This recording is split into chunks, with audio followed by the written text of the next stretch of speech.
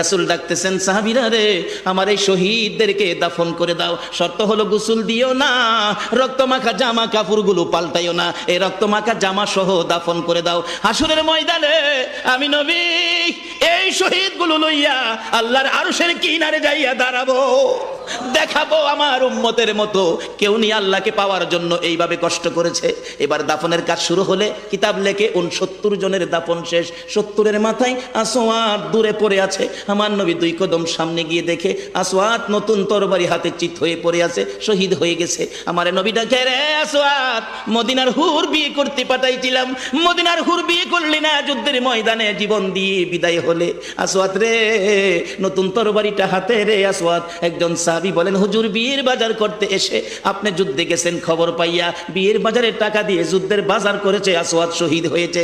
আমার নবী ডাকে, মাবুদ, আমার আসওয়াদকে তুমি কি দিবা গো আল্লাহ?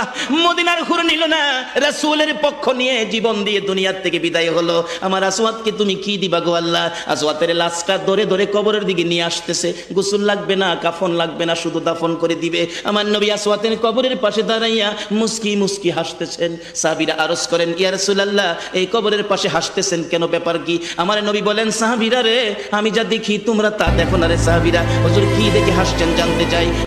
সাহাবীরা, আমার আসওয়াদ মদিনার হুর বিয়ে করতে যাইয়া যুদ্ধের খবর শুনে বিয়ের বাজারের টাকা দিয়ে যুদ্ধের বাজার করে জীবন দিয়ে কবরে রওনা হয়েছে।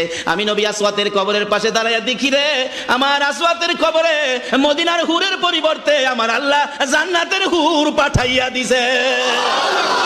এমন একটা বাজার যদি আমাদের জীবনে হয়ে যায়, আমরা করতে পারি, বলুন আমাদের লাভ হবে না লস হবে?